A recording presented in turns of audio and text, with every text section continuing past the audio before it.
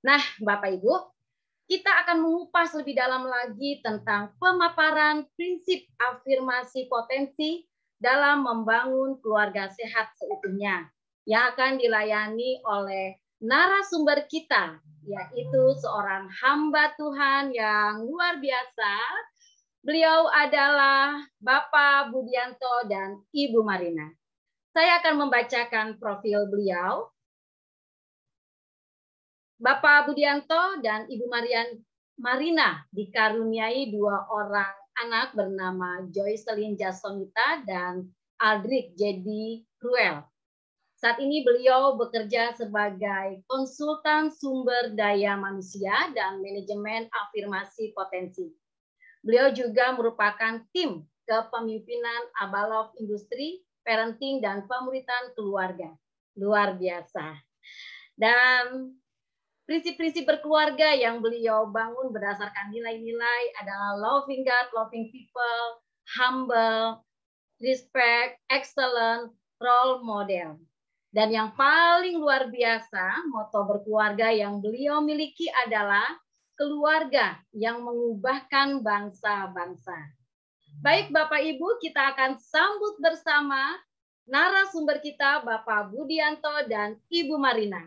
Pada kesempatan ini akan menyampaikan kebenaran firman Tuhan sesuai dengan prinsip kasih yang keempat, yaitu prinsip afirmasi potensi dalam membangun keluarga sehat seutuhnya.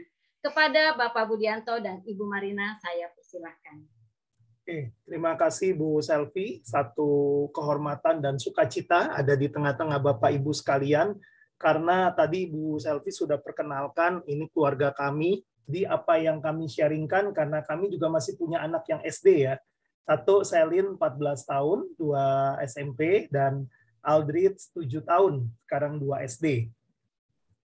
Nah, di dalam Lukas 3 ayat 21 sampai 22 firman Tuhan berkata bahwa waktu itu peristiwanya adalah Tuhan Yesus dibaptis, dan ketika seluruh orang banyak itu telah dibaptis, dan ketika Yesus juga dibaptis dan sedang berdoa, terbukalah langit dan turunlah Roh Kudus dalam rupa burung merpati ke atasnya, dan terdengarlah suara dari langit, "Engkaulah anakku yang kukasihi, kepadamulah aku berkenan." Jadi ini merupakan dasar dari apa yang kita pelajari selama ini, yaitu peran orang tua, kopi. Nah, apa peran orang tua? Tadi sudah diulang oleh Bu Selvi, ada kasih, potensi, otoritas, dan identitas ya yang menjadi peran orang tua. Hari ini kita akan gali lebih jauh mengenai bagaimana kita menemukan, meneguhkan ya atau mengafirmasi potensi anak-anak kita. Ya, silakan boleh minta bantuan salah seorang orang tua bacakan dari firman Tuhan di Mazmur 139 ini. Silakan, boleh buka mic-nya dan tolong bacakan.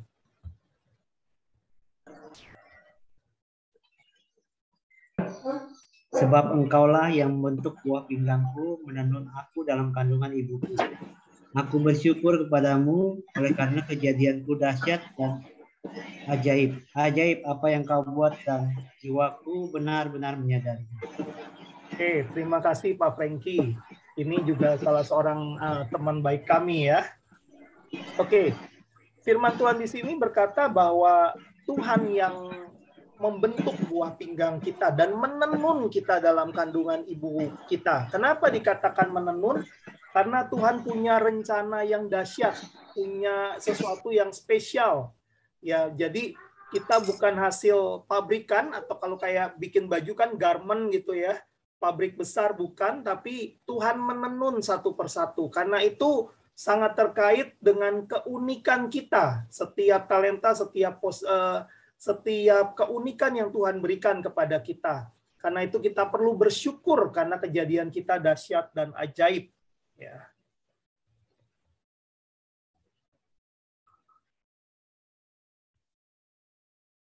Lalu apakah potensi itu? Potensi adalah apa yang Tuhan berikan dalam kehidupan dan untuk seorang untuk mendatangkan kerajaan Allah supaya orang tersebut menjadi berkat.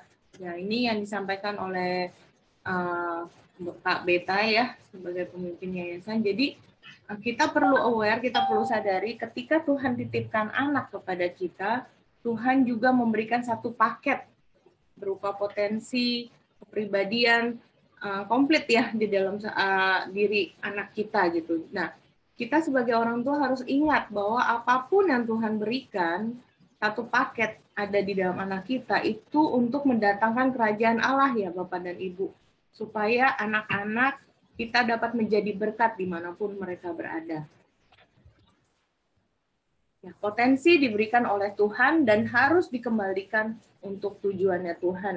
Nah, kadang-kadang kita lupa nih, lihat anak bisa punya banyak potensi, kita lupa gitu. Kadang-kadang kita yang membuat mereka melakukan semuanya itu untuk kebahagiaan orang tua ya Bapak Ibu ya.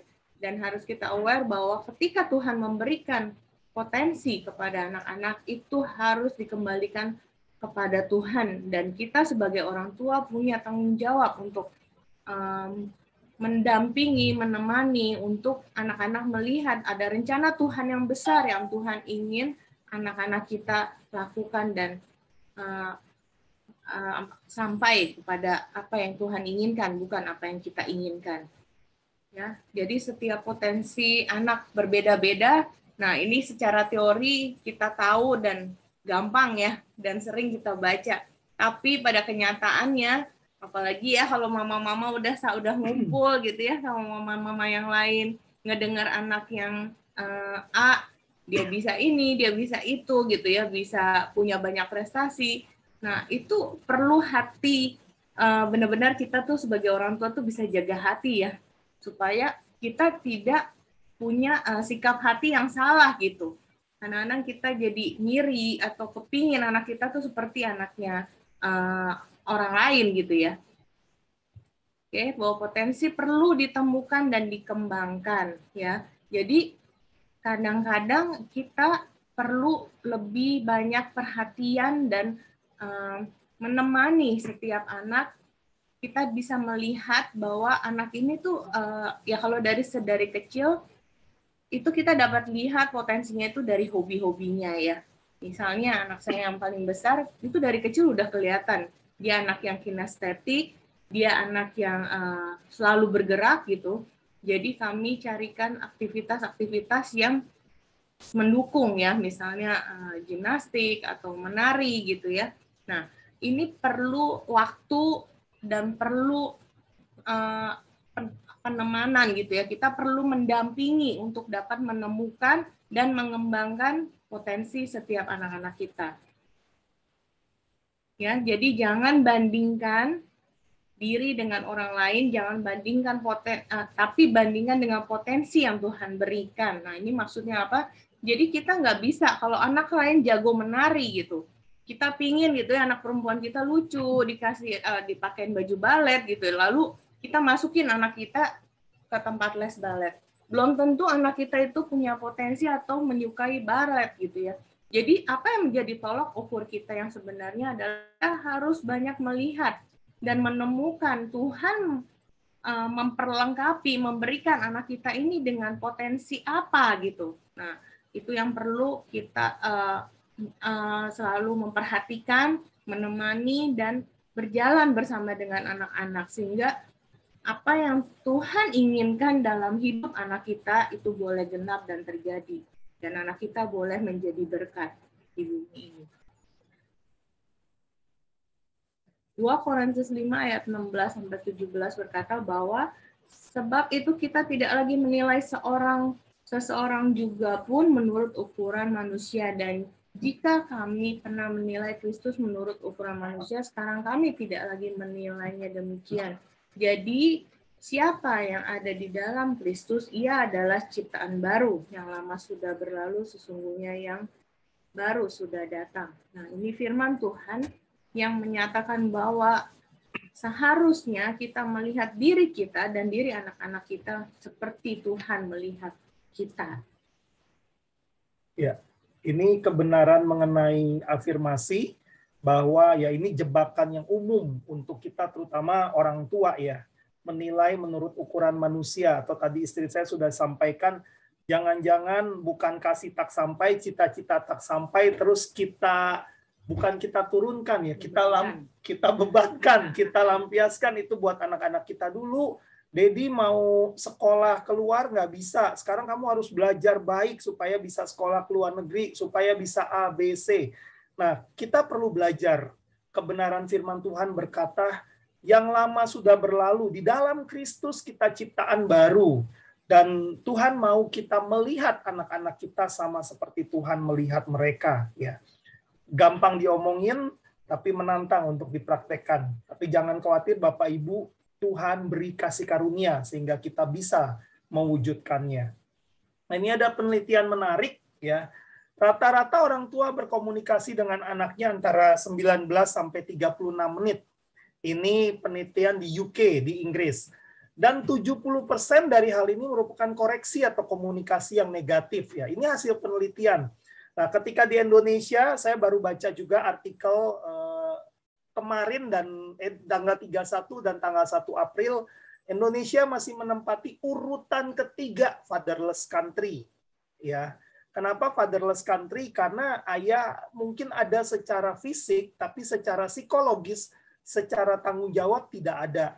Dan waktu yang diluangkan orang tua untuk berbicara kepada anak-anaknya, kalau di Indonesia sekitar 65 menit, tetap aja lebih tinggi. Tapi pertanyaannya adalah, apa yang kita sampaikan? Apakah dari 65 menit kita lebih banyak berkata, jangan lakukan A, jangan lakukan B, kamu begini, kamu begitu, kamu begini. Nah, apa yang kita komunikasikan kepada anak-anak kita? Kami juga terus belajar untuk hal ini, dan afirmasi adalah pendidik yang jauh lebih baik daripada koreksi. Ini yang disampaikan Casey Carson dalam The World Need a Father. Nanti kita akan belajar kenapa afirmasi lebih baik daripada koreksi. Ya, ada 5 tanggung jawab peneguhan ya yang perlu dilakukan oleh orang tua. Yang pertama, meneguhkan afirmasinya secara holistik, keutuhannya secara holistik. Nanti kita akan belajar keutuhan holistik ada 5 sampai 6 aspek ya, apa yang perlu kita teguhkan. Kedua, afirmasi sesuai kebutuhan dalam musim kehidupan. Ya, sudah dibahas di yang lalu, ada musim-musim kehidupan, dan nanti kita juga akan belajar pada usia tertentu afirmasi apa yang dibutuhkan. Ketiga, afirmasi anak sesuai talenta, karakter, dan keunikan. Anak-anak kita punya karakter yang berbeda, punya talenta yang berbeda, punya keunikan yang berbeda. Nah, bagaimana kita bisa mengafirmasi mereka? Salah satunya yang diperlukan adalah punya waktu bersama dengan mereka. Punya waktu, punya intention. Jadi apa ya intention itu? Niat, kesungguhan bahwa kita memang mau anak-anak kita bertumbuh, kita mau beri yang terbaik buat anak-anak kita. Afirmasi anak sesuai dengan keunikan hubungan sosialnya. Gimana kita bisa tahu hubungan sosial anak-anak kita kalau kita tidak meluangkan waktu untuk ngobrol, untuk dengar, bukan hanya nilai mereka ya di sekolah, tapi bagaimana mereka dengan teman-teman di sekolah, bagaimana mereka berinteraksi. Ya.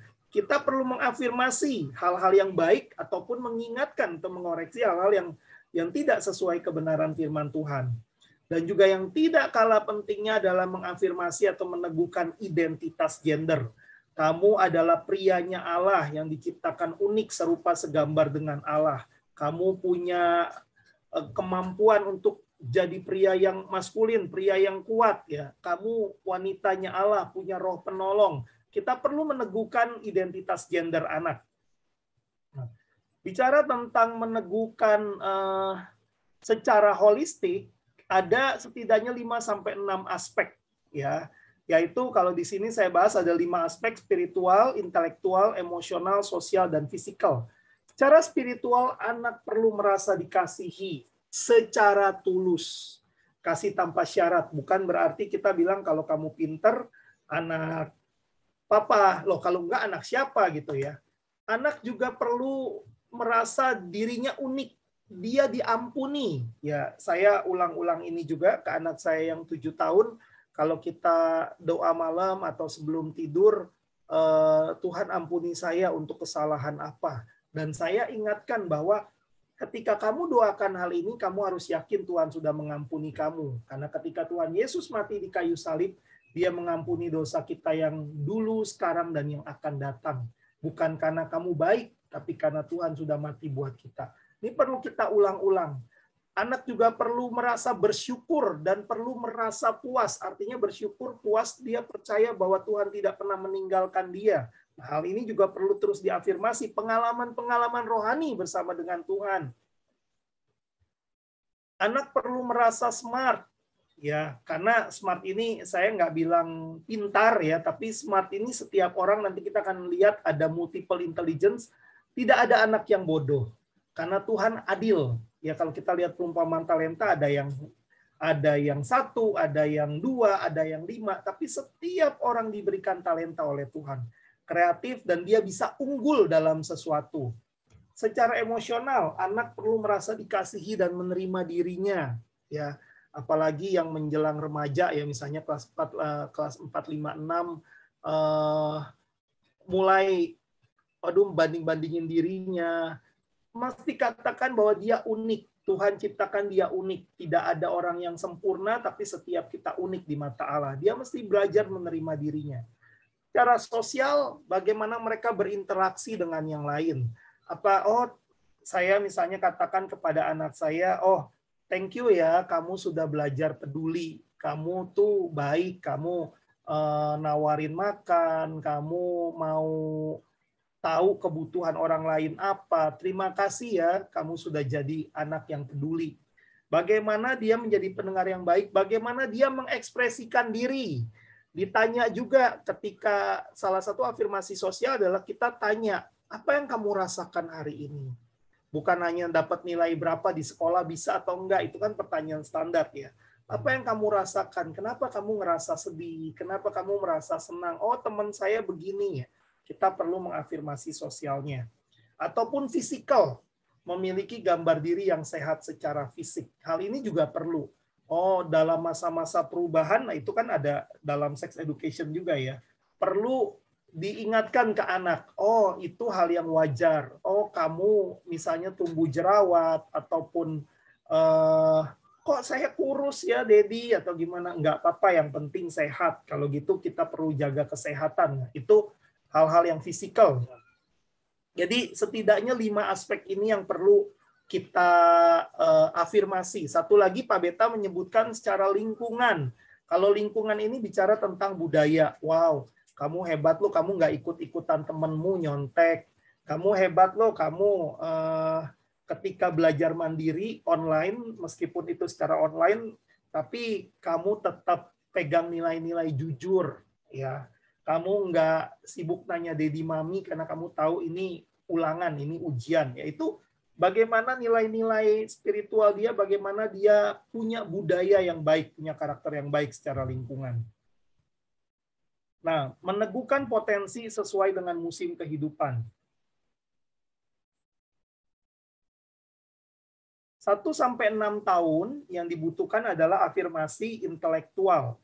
Afirmasi intelektual ini artinya apa yang bisa dia lakukan. Dan kalau kita lihat musim kehidupan, ini betapa pentingnya peran ibu ya di 1-6. Bukan berarti ayah tidak berperan, tapi peran ibu untuk membangun rasa aman, peran ibu untuk membangun kedekatan. Kita perlu afirmasi pencapaian-pencapaian dia secara intelektual. Sudah bisa baca, sudah bisa nulis, tulisannya lebih bagus gitu misalnya ya. Afirmasi intelektual. Mungkin juga bukan cuma baca tulis ya. Afirmasi intelektual juga bicara tentang dia mengingat sesuatu, dia belajar sesuatu ketika dia baca buku atau dia lihat YouTube hal-hal yang baik misalnya ya. Kita tentu batasi juga dan dia bisa cerita, kamu pinter lu tahu tentang binatang, tahu tentang hal-hal yang lain, tentang sains. Nah, itu afirmasi intelektual. Kemudian 6-8 tahun afirmasi kemampuan dasar. Ya, apa yang dimaksud dengan kemampuan dasar? Kemampuan dia mengelola emosi, kemampuan dia berinteraksi dengan teman-temannya, kemampuan dia untuk kontrol diri, kemampuan dia untuk lebih fokus, itu hal-hal yang umum ya. Ini 6-8 tahun itu antara kelas 1 sampai kelas 3 ya. Ini kelas 1 sampai kelas 3 bagaimana kita bisa mengafirmasi kemampuan-kemampuan dasar mereka. Nah, pertanyaannya adalah bagaimana kita bisa mengafirmasi kalau kita tidak ada bersama dengan mereka. Ya, banyak orang tua sibuk sehingga tahu-tahu anaknya, oh, kok udah gede ya. Atau yang jadi tolok ukur adalah nilai hasil di sekolah. Padahal banyak hal yang lain selain nilai yang jauh lebih penting yang dibutuhkan untuk diafirmasi. Salah satunya data di kemampuan-kemampuan dasar. 9 sampai 11 tahun afirmasi fisik. Weh, kamu strong. Kamu bagus, lu kesehatan kamu jarang sakit. Oh, kamu bagus, giginya nggak banyak bolong. Atau malah kita ingetin, oh giginya bolong karena kamu jarang gosok gigi ketika mau tidur. Hal-hal yang selain afirmasi, kita juga perlu kasih masukan ke anak-anak kita. Kemudian 12 sampai 18 tahun afirmasi sosial. Nah, ini salah satu tantangan yang kami juga terus alami dengan anak kami yang besar, bagaimana dia bisa stand firm ya, tidak hanya bergantung sama apa kata orang, ataupun tidak takut ditolak di tengah-tengah lingkungannya. Kalau nggak ikut nanti gimana kata teman-teman ya, perlu diulang gitu. Bagaimana kita mengafirmasi bahwa tidak semua kegiatan kamu bisa ikut. Bukan berarti bersama teman senantiasa, meskipun kita kasih waktu pergi, kita kasih waktu dengan temannya, tapi bagaimana kita mengafirmasi pergumulan-pergumulan yang dia rasakan ya, terkait dengan hubungannya dengan teman-temannya. Kok aku merasa nggak punya teman, aku merasa dijauhin. Bagaimana saya dan istri belajar dengerin dulu. Selain kasih nasihat ya, kita belajar dengerin, belajar doain, ya, afirmasi sosialnya. 19 sampai 21 tahun ini, jadi 12 sampai 18 tahun tadi masa peer impact, jadi masa memang dia banyak dapat pengaruh dari lingkungan, dari teman-temannya, dan 18 sampai 21 tahun sebenarnya ini kembali ke father impact. Masa-masa perlu diafirmasi nilainya. Thank you buat kamu belajar kejujuranmu. Thank you kalau kamu berani berkata tidak untuk hal-hal yang teman-teman kamu lakukan, meskipun kamu dijauhin. Afirmasi nilainya, afirmasi prinsip-prinsip hidupnya. Ya, bahwa oh iya, apapun yang kita lakukan, kita mau lakukan untuk Tuhan. Ya, afirmasi termasuk juga koreksi, luruskan hal-hal yang salah, nilai-nilai atau prinsip yang salah. Loh, kalau kamu hidup dengan apa kata orang, gimana? Kita nggak bisa selalu menyenangkan orang lain. Diskusi, banyak dengan pertanyaan, luangkan waktu untuk mendengar. Afirmasi pilihan-pilihannya. Ya, kami belajar juga dengan anak kami, kalau Daddy Mami, pandangan Daddy Mami seperti ini. But let your decide. Kamu putuskan mau yang gimana, mau seperti apa. Afirmasi prinsip dan pilihannya. Penegukan talenta, karakter, dan keunikan. Temukan karunia-karunia yang biasanya tidak diteguhkan oleh masyarakat. Nanti slide berikutnya kita akan sama-sama lihat ya, maksudnya apa nih karunia-karunia yang tidak diteguhkan oleh masyarakat. Oke, yang berikutnya temukan dan kenali dan teguhkan talenta yang dia miliki. Ya, berikutnya kenali dan teguhkan karakternya mereka, anak-anak kita, teguhkan nilai-nilai unik yang ada dalam diri anak kita, dan teguhkan panggilan hidupnya. Oke, kita akan lihat satu-satu. Nah, ini yang tidak ada di dalam dunia ya, Bapak dan Ibu. Ini adalah karunia-karunia rohani yang kita tahu dan kita pernah dengar ya selama kita sama-sama beribadah di gereja ya. Nah, ini yang hal-hal yang perlu kita teguhkan kepada mereka, dan kita belajar untuk anak-anak mengerti Tuhan memberikan mereka karunia seperti apa gitu ya. Jadi anak saya yang besar itu dia kuat sekali di karunia bernubuat ya, dan dia memiliki karunia untuk memimpin. Nah, kita belajar untuk menyampaikan apa itu karunia bernubuat dan karunia memimpin itu seperti apa. Berserta kita harus bisa jelaskan apa itu kelebihannya dan kekurangannya, supaya mereka dapat bertumbuh ya Bapak Ibu. Mereka dapat bertumbuh untuk semakin berprogres di dalam setiap kelemahan-kelemahannya, dan mereka juga belajar untuk berubah menjadi serupa dengan Kristus ya. Nah, kalau yang kecil dia kuat sekali di karunia berbelas kasihan, dia kuat di karunia melayani ya. Nah, kami juga belajar untuk meneguhkan pada anak kami yang kecil gitu ya. Jadi kami mengapresiasi gitu ya ketika dia melakukan misalnya dia melayani, dia melakukan misalnya lihat papahnya butuh minum, dia ambilin air minum. Nah, hal-hal kecil seperti itu yang perlu kita lihat, dan kita jangan lupa untuk menyampaikan, memuji gitu ya pada anak-anak. Supaya apa? Supaya mereka dapat mengerti bahwa apa yang mereka lakukan itu mendatangkan berkat. Walaupun itu hal-hal yang kecil ya. Apalagi kepada anak-anak kita gitu yang masih SD. Kadang-kadang kita sebagai orang tua lupa gitu, kita memasang standar yang terlalu tinggi gitu ya untuk mereka. Sampai kita akhirnya nggak bisa melihat hal-hal kecil yang sudah baik, yang sudah bagus, yang anak-anak telah lakukan gitu. Nah, saya banyak belajar lewat guru-guru di sekolah ya, bahwa mereka yang sehari-hari juga lebih banyak bersama dengan anak-anak, mereka menolong saya gitu sebagai orang tua untuk justru dapat menemukan dan melihat kebaikan-kebaikan dan karunia-karunia apa yang Tuhan sudah berikan gitu melalui anak-anak. Makanya penting sekali ya Bapak Ibu bahwa kita harus menjalin komunikasi yang baik ya dengan guru-guru di sekolah, supaya apa? Supaya kita dapat menolong anak-anak kita untuk bertumbuh secara maksimal ya, seperti apa yang Tuhan inginkan ya. Kembali lagi, seperti apa yang Tuhan inginkan, bukan seperti yang kita inginkan. Ya. Nah, ini ada juga yang kita sebut dengan di firman Tuhan dengan buah roh.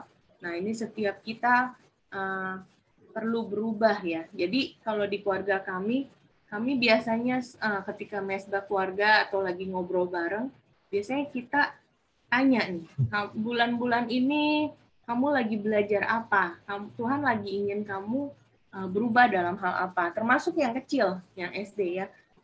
Anak-anak itu dari kecil itu sudah bisa diajak untuk berdiskusi ya Bapak Ibu, untuk belajar menemukan dia kelebihannya di mana, kekurangannya di mana. Nah, habis itu kita selalu tanya gitu. Jadi kita mau berubah apa? Termasuk saya dan suami saya gitu. Jadi kalau lagi ada waktu untuk ngobrol, saya bilang gitu, wah kayaknya saya harus belajar lebih sabar nih. Sabar dalam hal apa, saya jelasin, dan habis itu kita evaluasi bareng-bareng. Menurut kamu, Mami dan Dedi udah ada perubahan belum? Nah, terus menurut Mami dan Dedi, misalnya ke anak kami yang kecil gitu ya, ke Aldit, kamu sepertinya udah lebih sabar loh dari sebelumnya gitu, ngerjain tugasnya lebih tekun, lebih sabar gitu ya. Biasanya kan anak-anak SD suka, apalagi lagi sekolah daring seperti ini tuh maunya cepat gitu ya, mau cepat selesai biar bisa main. Nah, hal seperti ini yang perlu kita lakukan ketika kita ada bersama dengan mereka.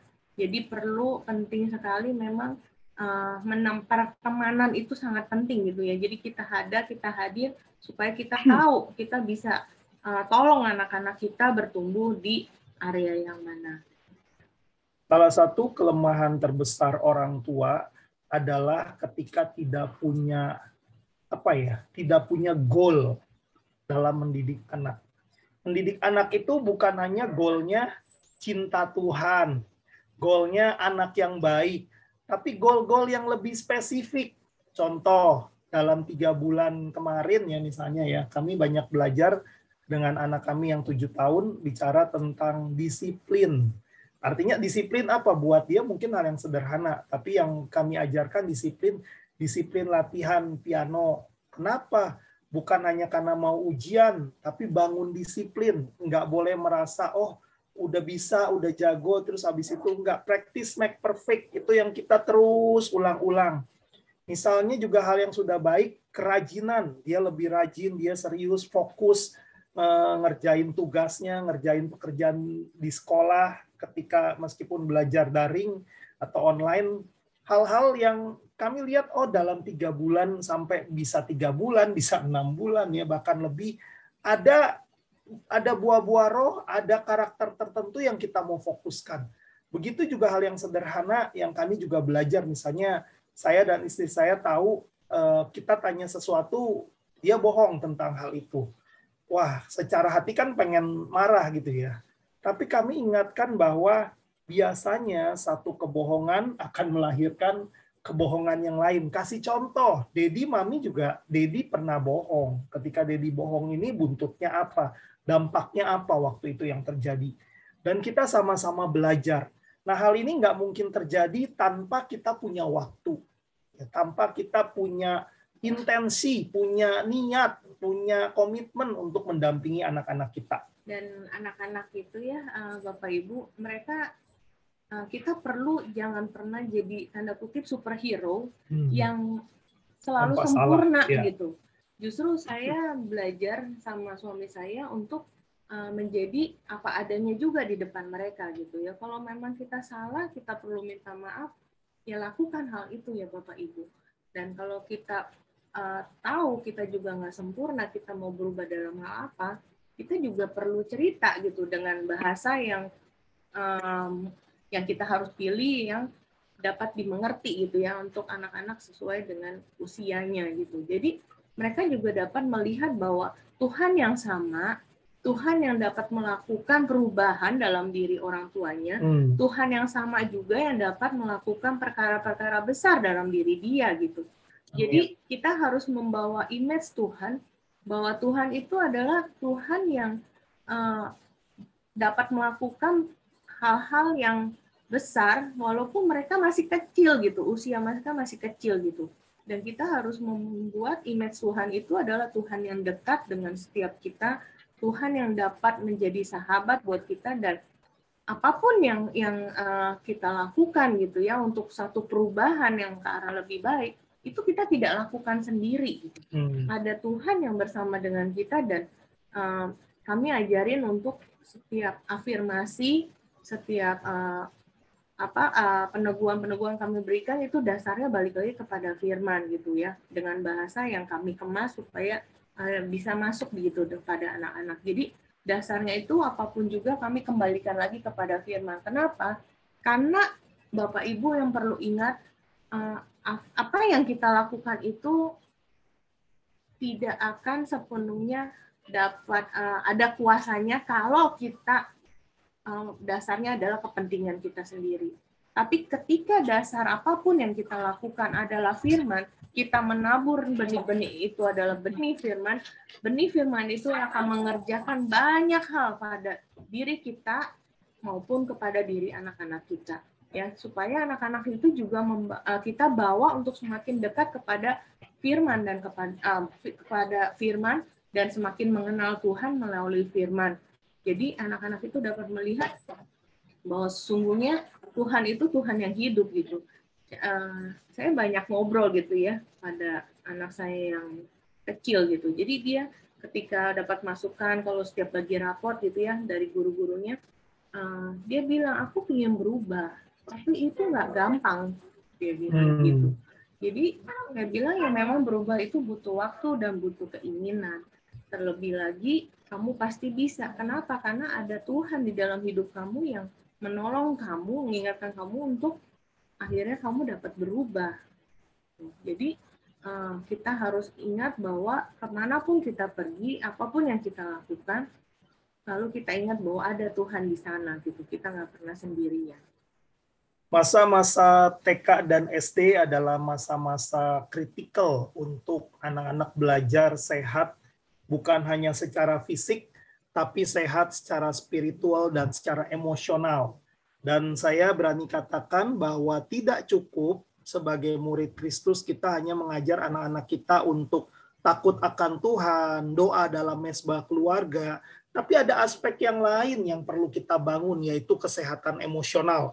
Kalau hari-hari ini banyak digaungkan tentang mental health, sebenarnya sehat emosional bukan berarti harus ke psikiater atau apa, tapi belajar jadi pendengar buat anak-anak Bapak Ibu, belajar meluangkan waktu untuk tanya, kenapa, apa yang kamu rasain, kamu sedih, kenapa kamu sedih, Oh, sedih itu hal yang normal. Tapi apakah kamu akan terus hidup dalam kesedihanmu atau apa? Firman Tuhan ngingetin kita untuk kita bersyukur.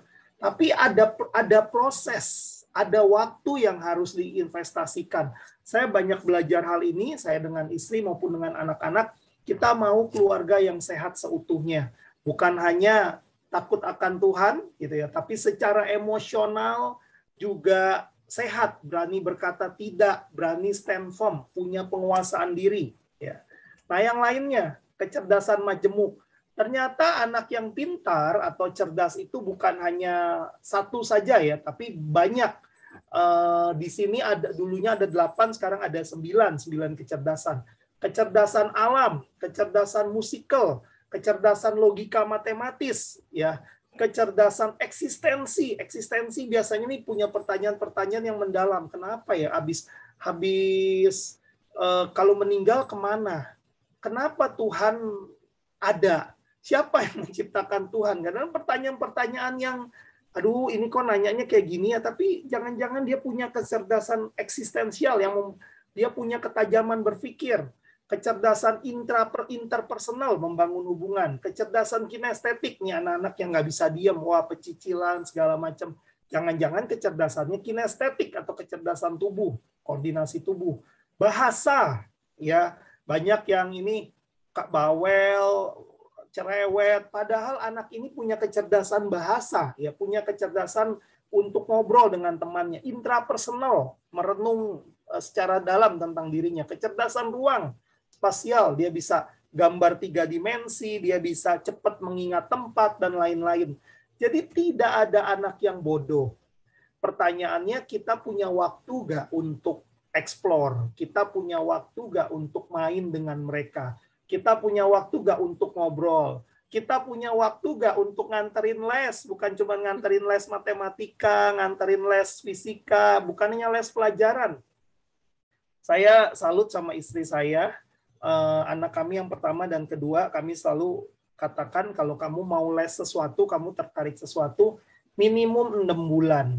Dedi nggak mau sama mami, kamu les 1 bulan, 2 minggu, atau apa, habis itu bilang berhenti gitu ya. Jadi kalau mereka minta sesuatu, minta les, saya bilang, boleh kita doain, pikirin dulu, Dedi juga ngitung-ngitung dulu, apakah secara kesanggupan kita mampu, kamu boleh explore, silahkan. Dan itu kadang-kadang memang, bukan kadang-kadang ya, banyak butuh perjuangan. Dulu waktu Selin ngeles modeling, istri saya coba cari yang terbaik namun terjangkau. Jadilah di Tangerang, Sunter Tangerang. Waktu les apa? Gimnastik di Kedoya, Sunter Jakarta Barat. Ya memang ada harga yang harus dibayar. Setiap kita mungkin punya keterbatasan. Tapi investasi yang terbaik buat anak-anak kita bukan hanya pergi jalan-jalan, bukan hanya tabungan masa depan, tapi salah satu investasi yang terbaik adalah bantu mereka menemukan talenta yang Tuhan taruh. Dan itu tidak bisa hanya dengan tes bakat atau nanya guru di sekolah.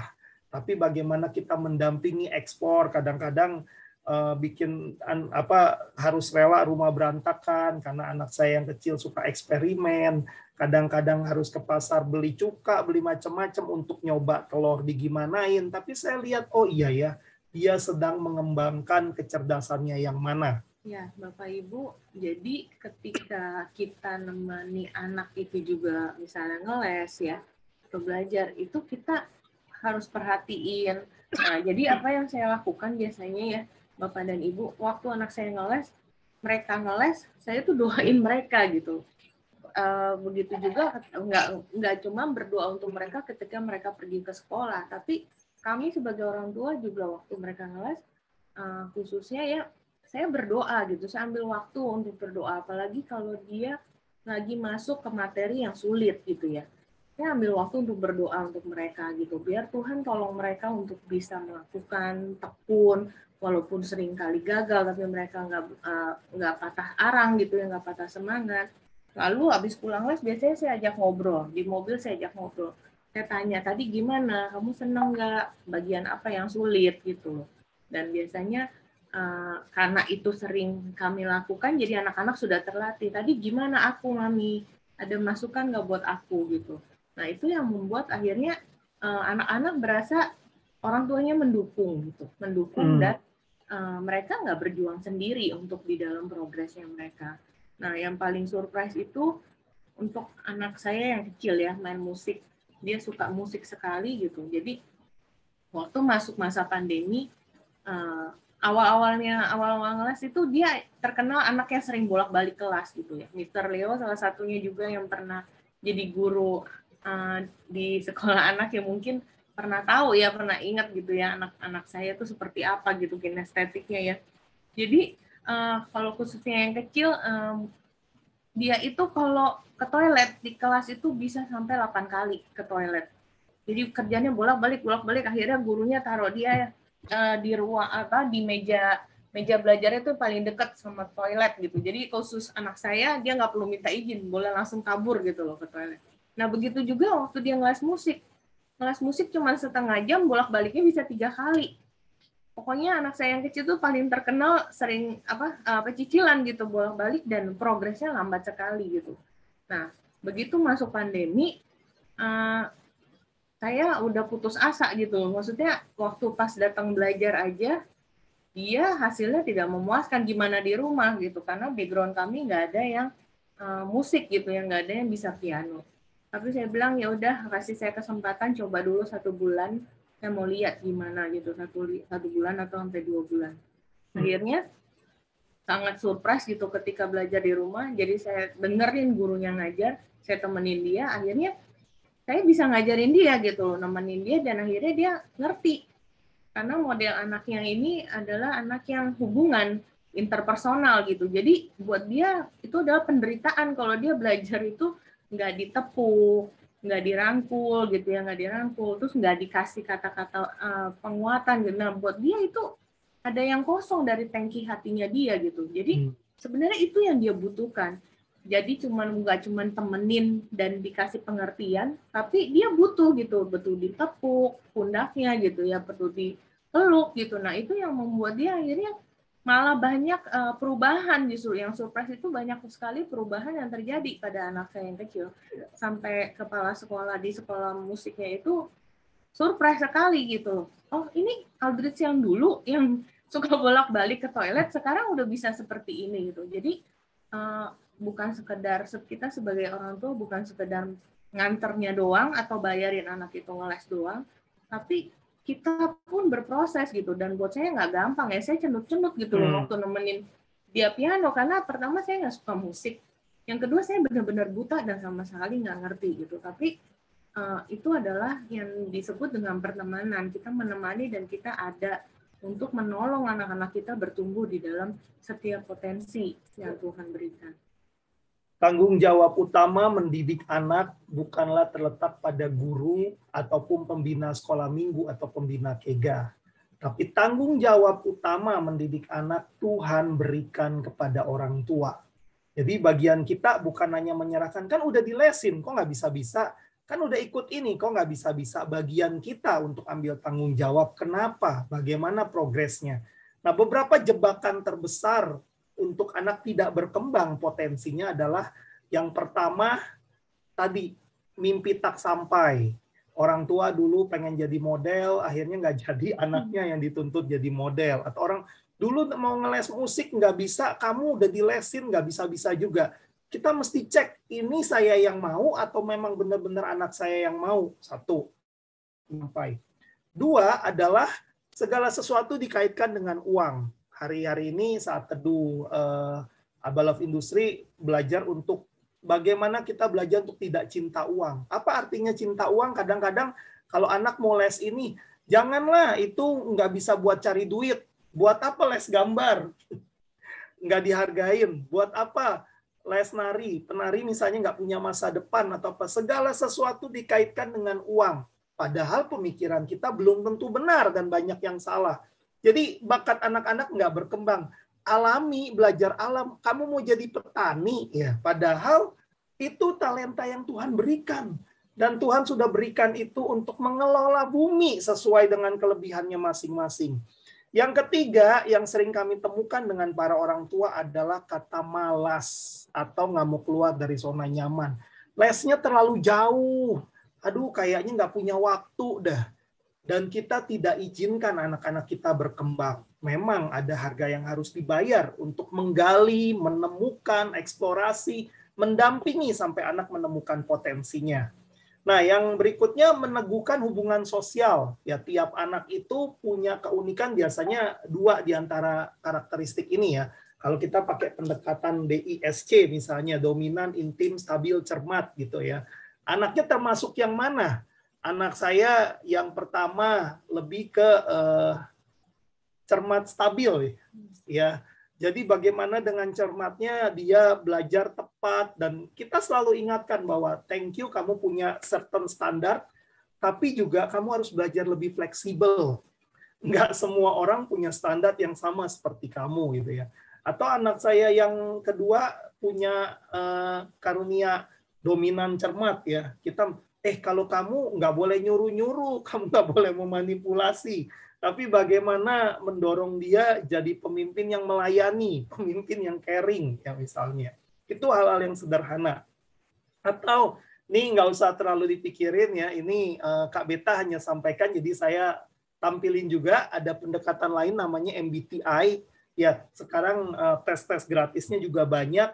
Dan jangan cuma tes, habis itu baca sendiri gitu ya, bilang ke anaknya. Sesudah tes, kita ngobrol, kita doain, kita tanya, ini bener gak kamu seperti ini, bagaimana bisa berkembang, apa kelebihanmu, apa kekuranganmu, itu bagian dari menggali potensi. Dan kalau perlu ya, saran saya jangan cuma ngetes anaknya, bapak emaknya juga tes, ngobrol bareng. Oh, Dedi kayak gini, pantesan Dedi punya kesulitan dalam hal apa. Oh, saya model orang yang intim, misalnya gampang ketemu orang, ngobrol, tapi perlu belajar untuk lebih peduli misalnya, ya itu hal-hal yang sederhana yang kita sama-sama tahu, kita sama-sama belajar kekuatan kelebihan kita. Tentang orang tua, terutama ayah, harus meneguhkan keunikan gender anaknya secara terus-menerus.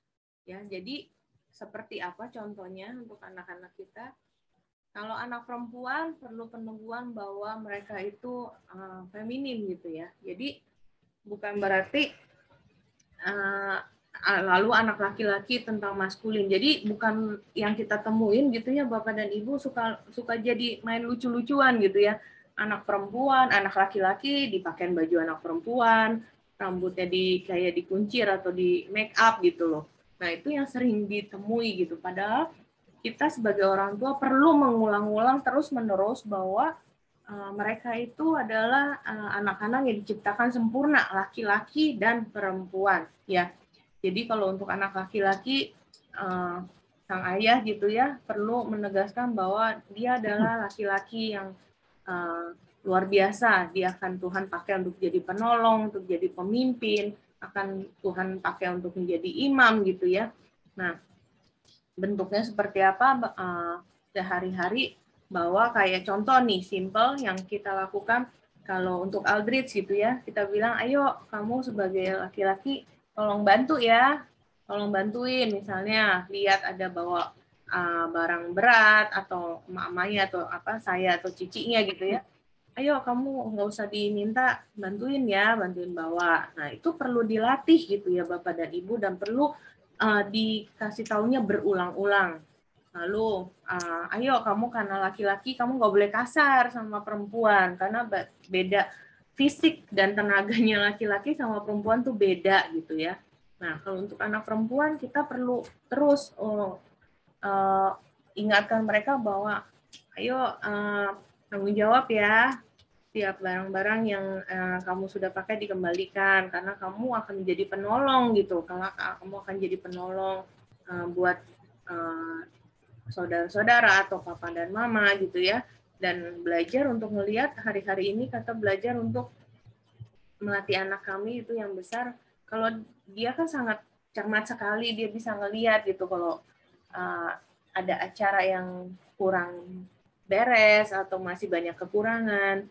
Dan dia biasanya pada umumnya anak-anak akan mudah menemukan kelemahan lalu habis itu ngedumel gitu. Tapi di sini adalah momen bagus, momen baik yang kita dapat masuk ke mereka untuk melihat mereka bahwa Tuhan kalau menempatkan dia di dalam situasi yang demikian, berarti Tuhan ingin anak kita lakukan sesuatu, memberi dampak pada momen seperti itu gitu. Jadi saya bilang sama suami saya, ayo kamu berfungsi jadi penolong. Kalau kamu melihat ada sesuatu yang kurang, masih belum beres, apa yang kamu dapat lakukan di sana untuk menolong? Nah, itu adalah hal-hal yang sehari-hari kita temui dan dapat kita lakukan gitu untuk mengkonfirmasi keunikan dari setiap gender anak-anak. Kenapa ini penting Bapak dan Ibu? Seperti yang Bapak Ibu tahu bahwa LGBT semakin berkembang dan itu sangat berbahaya sekali kalau anak-anak tidak dapat melihat bahwa Tuhan telah menciptakan dia laki-laki dan perempuan. Dan Tuhan telah mempersiapkan anak-anak kita untuk menjadi terang di tengah-tengah zamannya mereka. Ya, jadi ini adalah tugas dari orang tua dan kami percaya bahwa setiap pemuritan itu, pembentukan itu adalah berasal dari keluarga. Ya, jadi jangan dianggap ini adalah hal yang ringan atau sepele, tapi Bapak dan Ibu perlu melihat bahwa ini adalah hal yang penting dan sangat esensi. Dan itu dimulai dari keluarga kita. Begitu juga anak-anak perempuan perlu dijaga dengan apa yang mereka pakai ya Bapak dan Ibu. Dan saya juga ngajarin sama suami saya ke anak perempuan kami bahwa apa yang kamu pakai itu dapat menentukan itu boleh jadi berkat atau enggak buat orang lain yang melihatnya. Jadi kami ajarkan mereka untuk melihat bahwa biasa ya Bapak Ibu anak perempuan apalagi kalau udah remaja gitu senang gitu kalau bajunya tuh macam-macam gitu ya modelnya. Nah, apalagi anak saya background-nya juga pernah di modeling gitu. Nah, satu waktu dia banyak dapat baju dari saudara gitu dan modelnya sangat fancy sekali dan mulai dari yang sangat cukup bahan sampai kekurangan bahan gitu. Itu artinya tuh terlalu pendek sekali gitu. Dan kami ajarin ke anak kami bahwa apa yang kamu pakai itu bukan untuk kesenangan kamu gitu, tapi kamu harus pikirin bagaimana kalau laki-laki melihat apa yang kamu pakai itu bisa jadi berkat atau justru malah menjatuhkan. Nah, itu dimulai dari kecil ya, Bapak dan Ibu, mulai dari sekarang. Ibu-ibu nih terutama ya kalau lihat baju, ih lucu gitu ya, nggak peduli roknya pendek, yang penting lucu. Nah, yang perlu diperbaiki apa ya, berarti pola pikir mamahnya dulu nih, pola pikir orang tuanya dulu gitu, bahwa anak-anak perempuan kita itu bukan objek untuk menjadi bahan lucu-lucuan gitu ya dari apa yang dipakai gitu, tapi mereka perlu melihat bahwa ketika mereka berpakaian dengan benar itu akan menjadi berkat dan menjaga orang-orang di sekitarnya juga, dan itu yang Tuhan inginkan ya, bukan apa yang kita inginkan. Oke. Nah, penghalang untuk anak berkembang, ini slide saya yang terakhir sebelum tanya jawab. Yang pertama, melihat kepintaran hanya dari satu sisi. Misalnya, pintar itu hanya akademis, matematika, dan lainnya ya. Kedua, tidak fokus atau kurang memperhatikan potensi anak, sibuk dengan pekerjaan, sibuk dengan urusan sendiri ya. Ketiga, kurang menolong anak mengembangkan potensinya. Tadi karena kita sibuk atau kita bilang, aduh kayaknya males dengan nganterin jauh-jauh. Kayaknya nggak cocok deh les ini, les itu gitu ya. Kita nggak fokus atau kita tidak bersedia membantu anak mengembangkan potensinya. Karena kita tinggal dalam zona nyaman kita. Potensi anak dibatasi oleh kemauan orang tua. Tadi ya, mimpi tak sampai yang disalurkan ke anaknya. Atau lebih banyak koreksi dibandingkan afirmasi potensinya. Nah, yang menarik, salah seorang teman saya, waktu itu Pak Munif Katib, ya saya banyak belajar juga dari beliau, yang nulis Sekolahnya Manusia dan Gurunya Manusia, dia sampai lakukan penelitian sederhana, dia datang ke rumah temannya minta izin, dan dia catat berapa banyak kata jangan yang diucapkan oleh orang tua kepada anaknya. Begitu mau lakukan ini, jangan ini, jangan itu, apalagi anak-anak TK ya, TK dan SD. Kita lebih banyak menggunakan penjara kata jangan, dan itu menghalangi kreativitas dia untuk berkembang. kalau misalnya saya belajar kalau anak naik-naik gitu ya, selain dibilangin jangan, kita pegangin, kita jagain, dan kita bilang kalau jatuh sakit. Dan kalau kamu jatuh dampaknya apa. Jadi selain kata jangan, kita belajar untuk menjelaskan. Memang butuh lebih banyak waktu. Kita belajar untuk mendampingi. Dan itu yang diperlukan saat ini. Nah, sebelum kita tanya jawab, saya akan tutup dengan satu statement. Kalau kita mau anak-anak kita radikal, kita mau anak-anak kita jadi generasi yang hebat buat Indonesia, dimulai dengan terlibat. Apakah kita mau terlibat? Apakah kita mau ambil tanggung jawab untuk mendidik anak-anak kita, untuk memberikan afirmasi buat anak-anak kita? Hebat karena terlibat. Saya kembalikan kepada moderator, silakan. Ya. Terima kasih Bapak Budianto dan Ibu Marina atas sharingnya. Mungkin dari kita banyak dibukakan tentang hal-hal baru ya Bapak Ibu. Bagaimana memaksimalkan potensi anak lewat afirmasi, bagaimana membantu anak menemukan talentanya, dan yang harus digarisbawahi tadi, jangan bandingkan diri anak dengan orang lain, bandingkan diri dengan potensi yang Tuhan berikan. Nah Bapak Ibu jangan kemana-mana. Tetaplah bersama kami karena masih ada sesi menarik lainnya, yaitu sesi tanya jawab. Namun sebelumnya silakan Bapak Ibu yang hadir hari ini bisa isi link presensi yang telah dibagikan pada kolom chat berikut ini. Silakan klik area di mana Bapak Ibu berada agar kehadiran Bapak Ibu dalam parents meeting hari ini dapat terdata dengan baik. Untuk Bapak Ibu tamu undangan, mohon jangan kemana-mana dulu, karena selesai acara ini masih ada informasi menarik dari kami. Saya percaya ada banyak pertanyaan yang ingin disampaikan oleh Bapak Ibu atas apa yang telah disampaikan oleh Bapak Budianto dan Ibu Marina. Jika ada pertanyaan-pertanyaan menyangkut prinsip lain, selain afirmasi potensi, bisa dituliskan juga pada chatroom ini. Kita memiliki waktu 40 menit untuk sesi tanya jawab ini, dan untuk menghemat waktu, langsung saja kita masuk sesi tanya jawab. Di sini sudah ada beberapa pertanyaan, saya akan langsung membacakannya.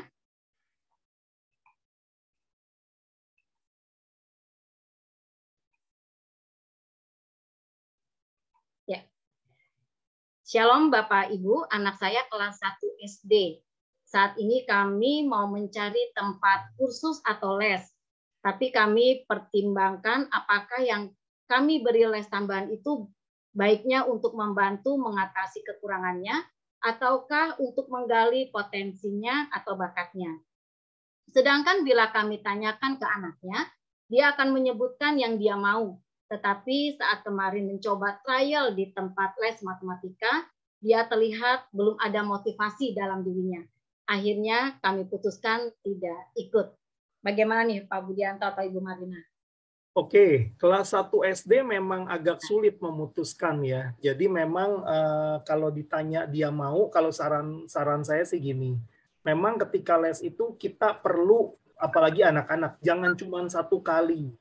Apakah itu beberapa kali, misalnya dalam sebulan 4 kali, ataupun misalnya paling lama 3 bulan. Nah, yang penting adalah tanya sama anaknya, enjoy gak? Atau kita minta izin, boleh gak kita amatin waktu dia les gimana? Ya, beberapa tempat kursus ada yang memberikan, ada juga yang melarang untuk supaya lebih efektif ya. Tapi kata kuncinya adalah komunikasi dengan anaknya. Nah, kalau ditanya apakah lebih baik mengejar kekurangan ataupun eksplor yang lain ya, saya lihat gini, kalau nilai di sekolahnya, ini kan tergantung dari Bapak Ibu ya. Kalau kami sih selalu tidak menargetkan anak harus jadi juara. Ya, karena menurut kami smart itu tergantunglah dia Tuhan kasih talentanya yang mana. Meskipun anak kami yang pertama dia yang set sendiri, saya mau best akademik, saya mau apa gitu, dia punya target sendiri lah. Kalau Bapak Ibu punya kemampuan, punya kapasitas untuk explore hal-hal yang lain, multiple intelligence tadi, silahkan, dan itu sangat jauh lebih baik. Jadi kalau kami sih cara menemukan bakat anak-anak, selain doakan dan pikirkan, ya kita kasih apa ya? Kasih exposure. Nih ada misalnya dia senang main robot-robotan, ada les robotik, mau gak? Coba 3-6 bulan lah maksimal, dan kita ngobrol, kamu enjoy gak? Itu yang terjadi. Saya ambil contoh anak saya yang pertama, waktu itu dia les balet, ternyata oke, dia talented, dia oke di balet. Les gimnastik juga oke. Waktu itu dia mau musik biola. Ya kami lihat, oke, kan perlu investasi, beli biolanya segala macam, ya udah. Karena dia tahu apa yang kami ajarkan bahwa nggak boleh take it for granted, minimum 3-6 bulan, dia latihan terus tuh. Tapi kami lihat, ini 3 bulan, 6 bulan kok si semut aja juga masih ngekok-ngekok gitu ya, nggak bertumbuh, beda dengan ini dia yang lain, bakat dia yang lain. Akhirnya kami tanya, dia bilang masih mau coba. Saya lupa akhirnya berapa bulan ya. Cuma 8 bulan. Nah, setelah 8 bulan, dia bilang, Dad, boleh gak? Kayaknya aku I'm not talented at it. Saya nggak terlalu bakat dalam hal ini gitu. Dan dia nggak terlalu enjoy. Artinya kalau memang kamu udah nyoba, yang penting kamu sudah nyoba. Oke, kita cari yang lain atau move waktunya untuk yang lain ya yang kamu enjoy. Jadi Bapak Ibu, saya percaya kesempatan di depan itu agak beda dengan generasi kita ya. Kita percaya berkat Tuhan itu bisa datang dari mana aja. Ya, jadi tidak ada profesi favorit ya. Setiap orang bisa berkembang dengan potensinya, dan izinkan anak-anak kita explore. Ya, explore tentunya kalau kita tahu apa yang dipelajarin itu baik dan menunjang buat masa depannya ya, bukan hanya diukur dengan ini ngasilin duit apa enggak ya. Oke. Berarti kata kuncinya doakan dulu ya Pak, pikirkan, lalu searching lah sesuai dengan budget kita. Iya. Dan komunikasikan dengan anak. Setelah beberapa bulan anak mengikuti, tanyakan dulu ya Pak, gimana nih hasilnya, dan kita juga sebagai orang tua mungkin mengamati juga perkembangannya. Apakah terus atau naik atau turun gitu ya Pak ya. Betul. Dan Bapak Ibu jangan khawatir gini loh, kami juga nggak selalu ada uang untuk ngelesin. Dan jangan sampai bela-belain ngelesin anak dengan hutang, itu pantang ya, karena kita nggak mau, itu bukan prinsip yang benar. Beri pengertian sama anak, kalau memang Tuhan ingin kamu lakukan hal ini, Tuhan pasti bukain jalan kok. Kita sambil cari lagi, ada gak yang lebih ekonomis, ada gak yang lebih memungkinkan. Ada begitu banyak cara dan kreativitas ketika kita mau meluangkan waktu, kita mau kerja keras lah untuk bantu menemukan dan mengenali potensi anak-anak kita. Oke, baik Pak Budi, terima kasih. Bapak Ibu, apakah sudah terjawab? Ya, jika belum nanti bisa tanyakan kembali. Ya, oke, kita ke pertanyaan selanjutnya. Bagaimana caranya menanyakan anak yang introvert? Sedangkan jika orang tua banyak bertanya, anak menjawab sedikit atau banyak diam. Kemudian bagaimana memulai heart to heart kepada anak yang sulit mengungkapkan pikiran dan perasaan dia. Silakan Pak Budi atau Ibu Marina. Jadi kalau yang kami lakukan ya, kami percaya hati anak itu sangat terbuka sekali ketika dia sebelum tidur. Nah, biasanya yang saya lakukan itu kalau lagi di jalan, saya kebetulan memang saya nyetir sendiri ya, saya ajak mereka ngobrol. Jadi untuk anak-anak yang introvert memang sebagai orang tua harus kreatif membuat pertanyaan. Harus kreatif karena itu akan sangat menolong mereka untuk mereka akhirnya bisa bercerita gitu. Bercerita dan mengungkapkan isi hatinya, isi pikirannya ketika kita mancing mereka dengan banyak pertanyaan. Nah, pertanyaannya pertanyaan-pertanyaan yang terbuka, bukan yang jawabannya iya atau tidak ya, tapi yang menggali sampai akhirnya mereka belajar untuk mengungkapkan apa yang mereka pikirkan dan rasakan. Nah, satu lagi yang jangan pernah sampai terlewat adalah momen sebelum tidur. Momen sebelum tidur itu momen-momen yang terbaik sekali. Mereka akan sangat terbuka dan mereka lebih mudah untuk menceritakan apa yang mereka rasakan satu hari itu gitu.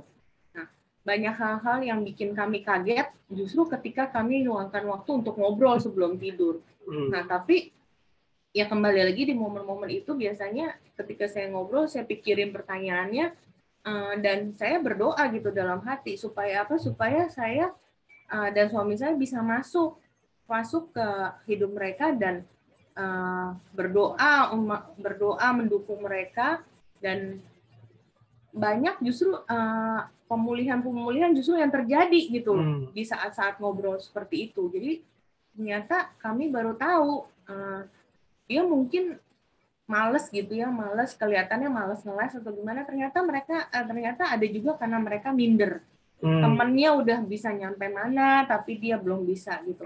Nah, itu kan hal-hal yang butuh mereka didukung, disupport dan didoakan gitu loh, di-encourage untuk mereka akhirnya melihat bahwa mereka memang beda, setiap anak itu kan memang beda gitu ya, butuh diteguhkan, mereka butuh tahu bahwa orang tuanya mendukung, bahwa Tuhan tuh tetap sayang sama mereka gitu ya, nggak tolak mereka walaupun mungkin secara pelajaran atau gimana mereka agak tertinggal gitu. Kalau saya nambahin tadi yang istri saya sampaikan kan tentang golden time ya. Ulangan berkata, ajarkan berulang-ulang pada waktu kamu duduk, tadi ya pergi bareng, pada waktu kamu main, pada waktu kamu bangun ataupun tidur. Jadi waktu-waktu seperti bangun tidur kadang-kadang udah keburu-buru, atau waktu makan bareng, makan siang, makan malam, apakah kita punya waktu untuk ngobrol? Itu juga bisa tanya. Atau tadi yang istri saya bilang mau tidur atau waktu pergi. Nah, yang kedua, golden moment. Golden moment ini terkait dengan bahasa kasih. Saya percaya setiap kita pasti ingat waktu kita pacaran dulu, mau bangun hubungan dengan suami atau istri kita, pasti kreatif cari cara untuk pergilah, mau ngobrol, segala macam. Nah, hal yang sama lakukan dengan anak kita. Punya waktu special dating. Apakah itu di awal-awal mau seminggu sekali, atau mau sebulan sekali, atau 2 minggu sekali. Luangkan waktu yang dia suka, bukan yang kita suka ya.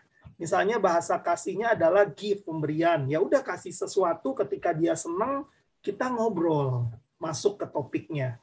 Nah, yang ketiga yang tidak kalah penting adalah bangun disiplin dan habit. Memang 2 kali, 3 kali belum mau ngomong ya, tapi kalau kita ulang-ulang itu terus, dia tahu bahwa kita ada buat dia, sediakan waktu. Saya percaya mereka akan mulai terbuka. Ya, ini yang terpenting ya, komunikasi. Dan memang dalam komunikasi itu orang tua harus kreatif. Tadi disebutkan bahwa jangan pertanyaan tertutup, pertanyaannya yang mengundang anak bisa bercerita. Dan ini kan Bapak Ibu, kalau bagi Bapak Ibu yang memang sibuk, papa mamanya bekerja, ini yang memang mau tidak mau waktu itu sangat penting. Ya, tadi bisa dipakai ketika malam, menjelang malam, mau tidur, ada komunikasi, ya disempet-sempetin gitu ya Pak Budi dan Bu Marina. Oke, kita lanjut ke pertanyaan selanjutnya karena ini sudah banyak terus nih Pak Budi, jadi kita harus segera. Ya, ketika anak melakukan kesalahan atau pelanggaran atas aturan yang kami buat, dia menyesal dan bahkan bilang bahwa dia tidak pernah bisa berbuat baik karena dia bukan anak Tuhan. Tuhan tidak sayang sama dia dan karena Tuhan membiarkan dia terus bersalah. Bagaimana cara menghadapi situasi ini dan bagaimana cara mengubah pemikirannya ini? Silakan. Ya. Kalau untuk kasus seperti ini memang perlu waktu ya. Jadi yang kita tanyain jangan langsung dikonter dengan ayat firman Tuhan ataupun langsung dikonter enggak, Tuhan sayang kamu. Justru lebih banyak kita tanya dulu, kenapa kamu mikir Tuhan nggak sayang kamu? Emang apa yang pernah kamu alami atau kamu rasakan? Kok kamu bisa bilang Tuhan nggak sayang? Ya kalau saya banyak kasih contoh muter dengan pengalaman hidup saya atau pengalaman hidup istri atau pengalaman hidup teman yang ya ada orang juga pernah ngalamin ini, Dedi juga pernah ngalamin hal ini, tapi akhirnya Dedi sadar bahwa Tuhan sayang. Jadi memang apa ya, berulang-ulang, dan yang lebih penting tadi seperti Bu Selvi katakan, bukan siapkan pertanyaan ya, siapkan telinga untuk mendengar. Siapkan telinga untuk mendengar, siapkan waktu untuk bersama dengan dia, kadang nggak bisa di-push 1-2 kali, Tapi terus berulang-ulang, dan saya percaya sih itu dari pengalaman kami juga dengan beberapa orang tua ya di dalam komunitas, itu hanya masalah waktu. Pertanyaannya, kita sabar nggak untuk menunggu hal itu? Itu kan istilahnya mindset yang salah yang perlu diluruskan. Sambil kuasa doa juga besar. Kalau Tuhan ingatkan ternyata ada perkataan kita atau ada pengalaman masa lalu yang misalnya dia diomelin kita atau diomelin neneknya atau dibilang kamu anak nakal, kamu bukan anak Tuhan, dan itu perkataan itu, trauma itu kena ke dalam dirinya. Kita perlu minta maaf, kita perlu doakan, kita perlu cabut akar-akar yang tidak baik itu, dan tapi itu butuh waktu. Nggak bisa cuman sini Dedi doain terus kita bahasa roh terus kita doain tengking atau kita cabut. Secara emosional harus beres dulu ya. Gitu. Jadi semuanya proses ya, Pak Budi ya. Oke, kita lanjut ke pertanyaan keempat. Jika anak bercita-cita untuk menjadi sosial media influencer dan YouTuber gamer, bagaimana cara kami sebagai orang tua untuk mendukung cita-citanya ini? Kemudian bagaimana caranya kita tahu karunia yang anak kita punya sedari mereka kecil? Ya, kalau saya challenge anak saya gitu. Oke, kamu mau jadi sosial media influencer gitu ya, mau jadi YouTuber. Oke, kita mulai dulu bikin video kecil-kecilan gitu. Nggak usah kamu, saya bilang, jadi nggak harus selalu munculnya di YouTube. Saya bilang kita munculin aja dulu di Reels. Reels itu kan short, singkat, dan yang penting anaknya mau dulu gitu, mau berani. Jadi saya bilang untuk menghasilkan sesuatu konten yang bagus, kamu mesti mau ngulang. Kalau waktu take itu hasilnya kurang baik gitu. Nah, saya challenge dia, oke, dia bilang mau jadi YouTuber. Oke, kalau mau jadi YouTuber kita mulai dulu nih dari kecil-kecil. Ya itu butuh effort ya, Bapak dan Ibu, mikirin konten apa yang mesti dimunculin gitu. Ya karena anak saya kecil masih SD ya, saya pikir ya sehari-harinya dia aja, kalau dia mau eksperimen bagaimana ya udah saya bikin konten. Tapi waktu ngadepin kenyataannya dia banyak bikin mistake kan, dan itu mesti di-take lah ulang lagi, udah nggak sabaran gitu. Kayak saya sama suami saya bilang, katanya mau jadi YouTuber itu kamu nonton hasil yang udah jadi, yang udah diedit, banyak editan. Tapi ini prosesnya itu bikin satu konten aja bisa butuh waktu lama. Nah itu yang kita butuh nemanin dia dan berproses bersama dia supaya dia tahu untuk menghasilkan satu konten yang bagus itu ada pengorbanan gitu, ada pengorbanan dan butuh effort. Nah akhirnya dia baru mulai berpikir, oh iya ya kalau aku mau jadi YouTuber berarti aku harus jalanin proses ini gitu. Memang perannya agak beda antara istri saya dengan saya gitu ya. Kalau istri saya lebih banyak memandu how-nya, detailnya, prosesnya. Kalau saya bagian nanya, kenapa kamu mau jadi YouTuber? Kasih contohnya dong, YouTube yang paling kamu sukain yang mana gitu ya. Maksudnya lihat, gali, dan kadang-kadang tuh anak-anak kita mau begitu karena dapat duitnya banyak gitu. Nah itu yang perlu kita luruskan bahwa oh ya ada prosesnya. Terus kamu dapat duit banyak emang untuk apa?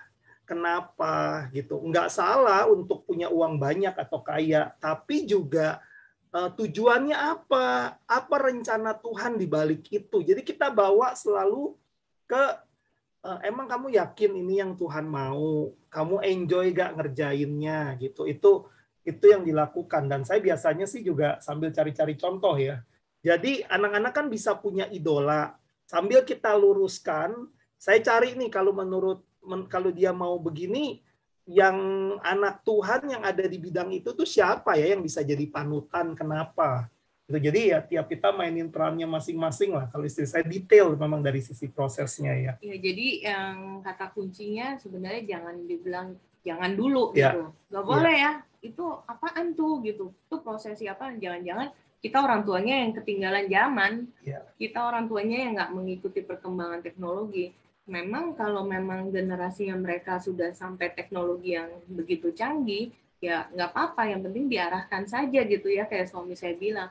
Yang penting kalau kembalikan lagi potensi itu untuk Tuhan, dan memang itu yang Tuhan mau anak kita lakukan, ya go ahead gitu loh. Ya. Jalannya. Kalau kayak gamer dan lain-lain kan, kadang-kadang kita udah langsung punya stereotip negatif nih. Oh, gamer tuh pasti begini, pasti begini, pasti begini. Kalau itu termasuk saya juga, itu nanti hidupnya kayak kalong, pagi jadi siang jadi malam, malam jadi siang gitu. Nah, saya ajak ngomong, oh kalau jadi gamer seperti ini, ada yang sukses, tapi banyak juga yang akhirnya lupa sama makan, sama kesehatannya. Emang kamu mau kayak begitu gitu. Jadi memang diingatkan ya, diingatkan, diskusi, yaitu buat saya sih harga yang harus dibayar dan saya enjoy. Sampai dia yang bilang, oke deh, kalau nggak jadi deh jadi itu gitu. Ada alternatif lain nggak yang mirip-mirip atau apa, kita memang perlu ngobrol. Tadi yang pertanyaan kedua, menemukan karunia ya. Pertanyaannya, kita sebagai orang tua tahu dulu nggak karunia motivasi kita?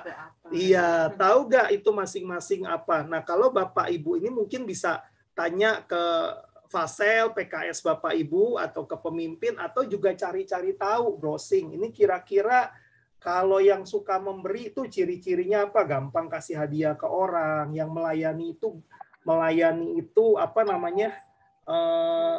Karunia melayani ya, dia ambilin makanan, dia nolongin orang. Jadi memang dari hal-hal sederhana ya. Saya nggak rekomendasi satu-satunya cara hanya tes karunia. Bukan hanya itu, tapi lewat observasi, lewat pengamatan kita buat anak-anak kita. Dan diskusi sama istri, diskusi sama teman kompak atau teman-teman terdekat. Justru penting komunitas belajar orang tua. Kalau anak gua gini, kira-kira yang mana ya karunia motivasinya, itu juga sesuatu yang seru diajak dia untuk bahan diskusi. Itu sih.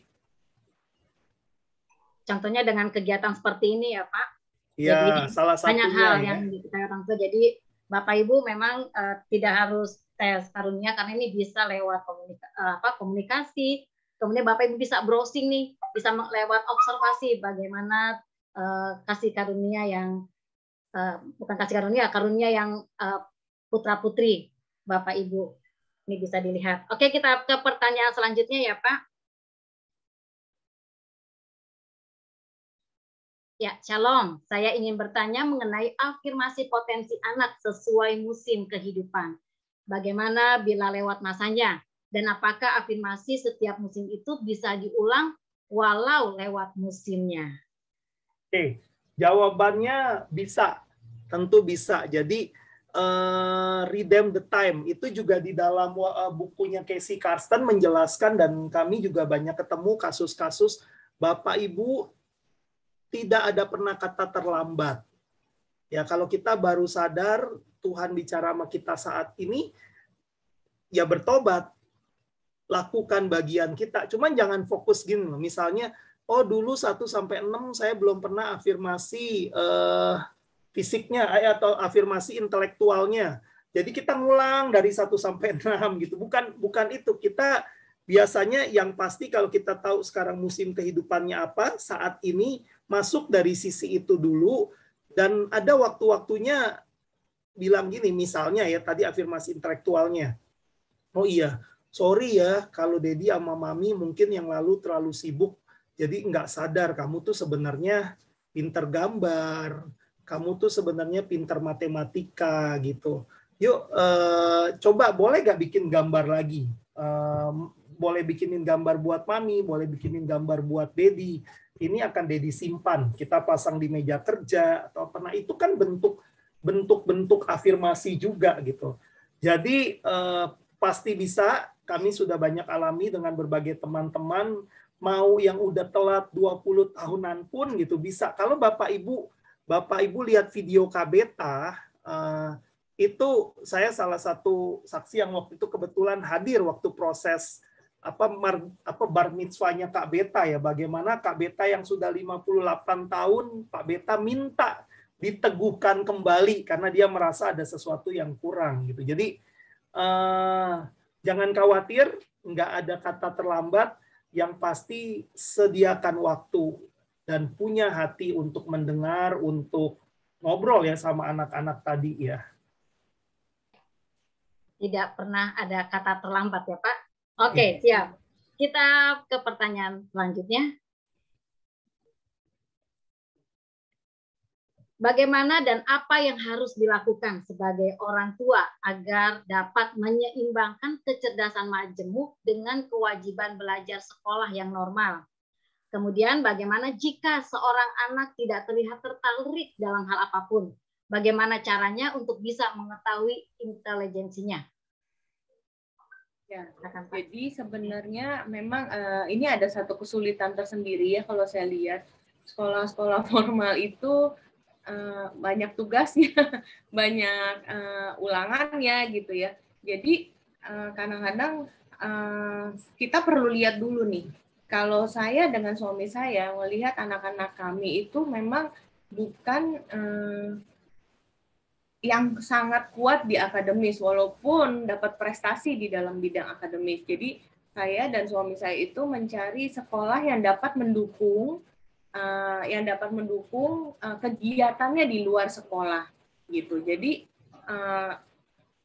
ya anak saya yang paling besar ya, contohnya anak saya yang paling besar itu yang sangat banyak sekali prestasinya di luar akademis dan dia sangat bertanggung jawab juga untuk semua yang berhubungan dengan sekolah. Jadi guru-gurunya itu sangat mudah sekali memberi izin kalau sampai dia harus tidak dapat masuk ke sekolah gitu, dan itu perlu banyak komunikasi sama guru sih terutama.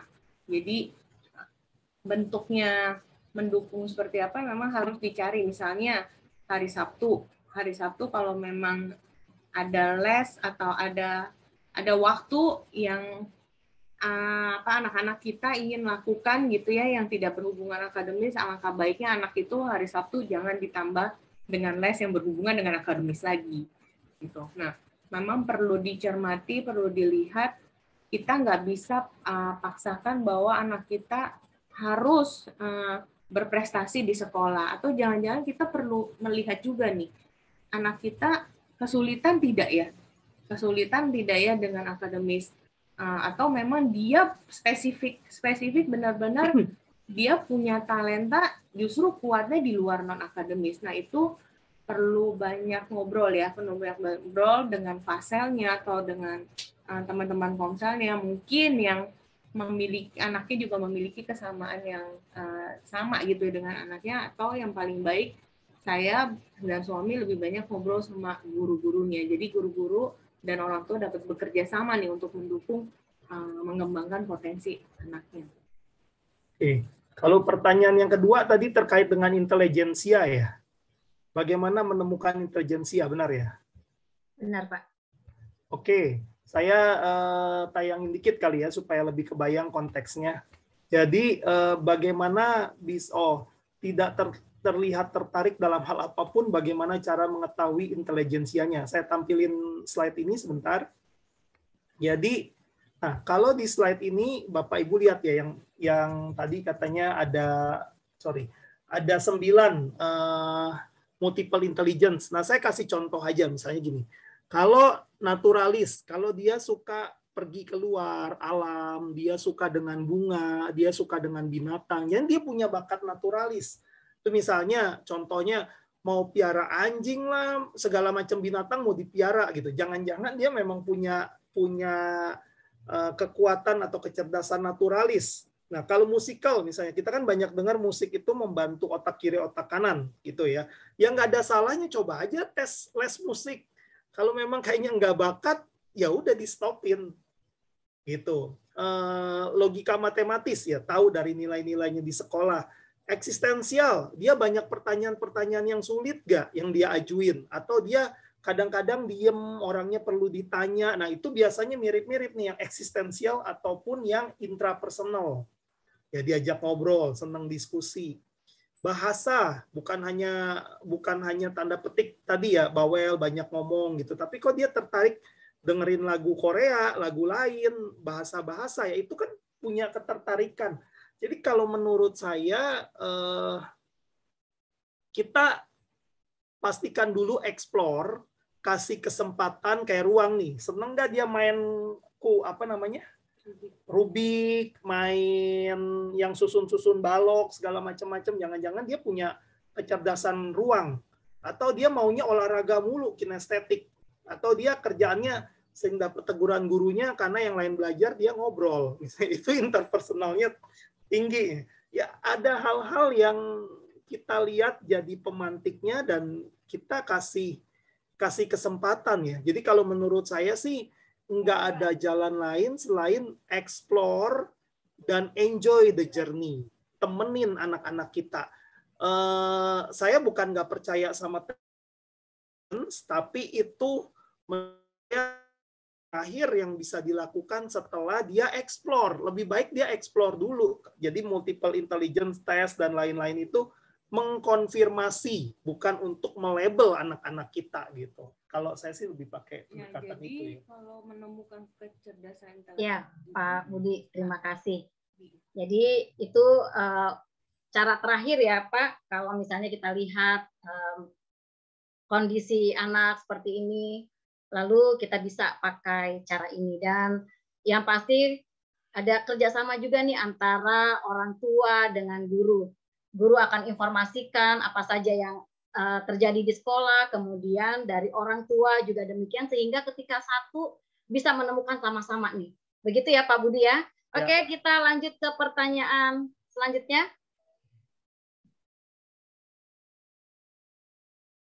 Ya, selamat pagi. Anak saya berusia 7 tahun dan kurang fokus saat belajar kalau tidak diawasi.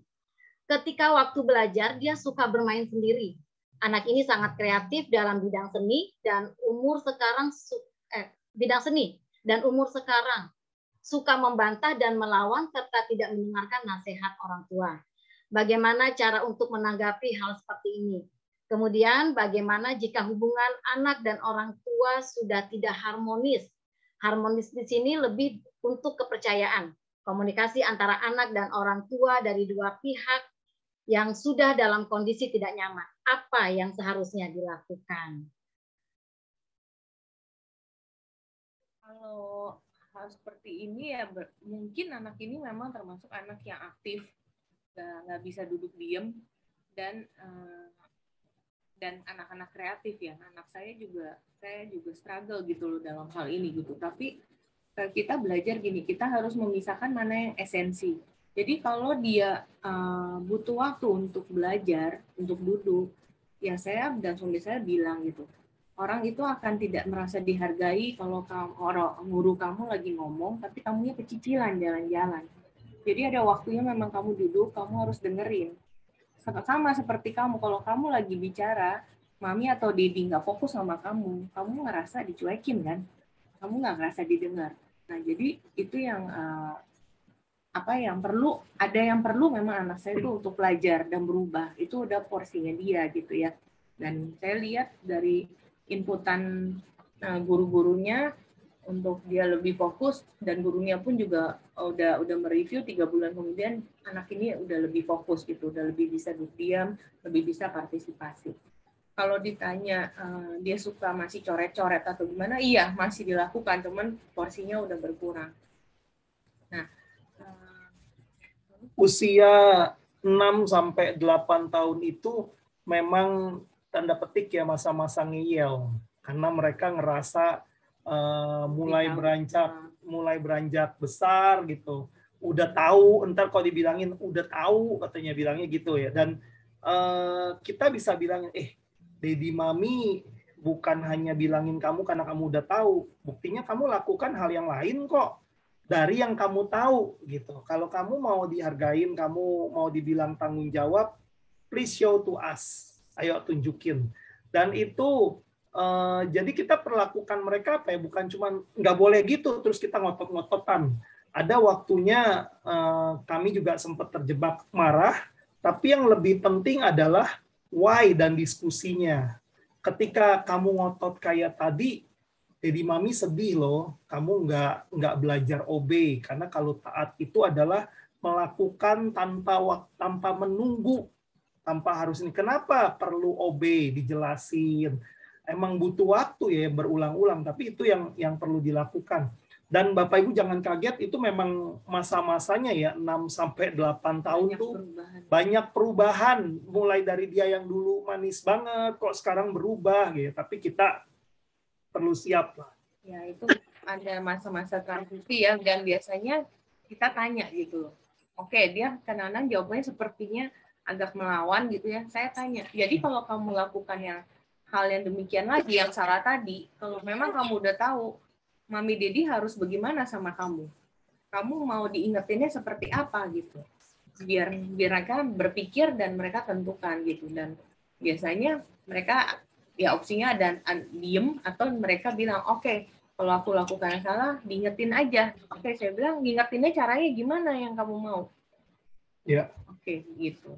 Kalau sampai butuh disiplin, ya, misalnya ambil sesuatu yang mereka suka gitu ya, misalnya handphonenya atau ada waktu tertentu dia harus kerjakan sesuatu, ya kita terapkan. Tapi lebih penting diskusinya, karena disiplin tanpa diskusi, tanpa dia tahu dasarnya kenapa kita mendisiplin dia, itu juga sama juga hanya melampiaskan kemarahan. Ya, waktu kita sudah berakhir, tapi masih ada satu lagi, boleh Pak Riko satu saja? Karena masih banyak nih Pak Budi. Satu lagi boleh ya Pak Riko, boleh ditampilin? Dengan cepat nanti. Oke. Bagaimana agar orang tua dapat menerima saling koreksi antara suami istri dengan lebih optimum dan tidak mudah tersinggung, agar tugas kami sebagai teladan anak-anak juga benar-benar dapat dijalankan karena kami berdua sudah sepakat. Silakan. Ya, ini pertanyaan salah satu yang menarik ya. Orang tua dapat menerima saling koreksi lebih optimum, salah satunya adalah belajar diskusi bareng. Jadi ambil waktu misalnya malam gitu ya, anak-anak udah tidur atau apa, ambil waktu 10-15 menit saling memberi feedback. Tentunya feedback yang positif juga. Oh, saya lihat kamu lebih sabar loh. Oh, saya lihat kamu tadi mau lebih luangkan waktu di depan anak-anak gitu ya. Saya banyak belajar dari istri saya. Selain apa, kalau dia dibanding bilang kamu harus gini. Banyakan istri saya juga melakukan afirmasi. Thank you ya, udah belajar lebih sabar. Thank you ya, sudah meluangkan waktu. Dan kita saling berubah, saling bertumbuh.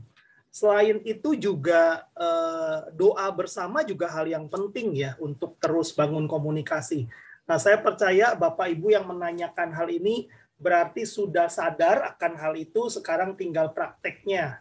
Dan saya percaya kasih karunia Tuhan menyertai kita. Kalau kita punya waktu praktek diskusi, kita saling berdoa, ya Tuhan yang akan terus ngubahin kita lah. Kita sama-sama terus belajar bertumbuh. Ya, yang paling penting di sini adalah belajar berkomunikasi adalah, kalau saya pakai istilah, listening sama hearing itu dua hal yang berbeda ya.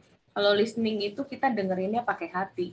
Kita dengerin pakai hati dan kita tahu isi hati dan pikiran, memahami isi hati dan pikiran lawan bicara kita gitu, pasangan kita. Nah, itu yang membuat kita akhirnya dapat melihat bagaimana pasangan kita itu melihat gitu. Belum tentu pasangan kita salah, tapi dia bisa melihat mungkin dari sisi yang lain yang berbeda. Jadi penting sekali kita letakin dulu nih pola pikir kita, egonya kita, supaya kita dapat mendengar dan memahami sebenarnya apa yang dipikirkan dan dirasakan oleh pasangan kita. Terima kasih Pak Budianto dan Ibu Marina. Dari materi yang disampaikan oleh Bapak Budianto dan Ibu Marina, saya akan simpulkan bahwa salah satu prinsip kopi adalah afirmasi kompetensi. Afirmasi lebih dibutuhkan dalam membantu perkembangan anak-anak ketimbang koreksi. Beberapa potensi yang perlu diafirmasi diantaranya adalah identitas diri, tahap perkembangan sosial budaya dan fisik, sehingga menjadi warna utama dalam kehidupan anak-anak kita. Untuk itu, mari kita teguhkan potensi anak-anak kita sebagai sebuah pemberian yang Tuhan berikan dan digunakan sesuai maksudnya, baik gender, kecerdasan yang beragam maupun kecerdasan hubungan sosial yang unik pada setiap anak. Selamat meneguhkan potensi anak-anak kita.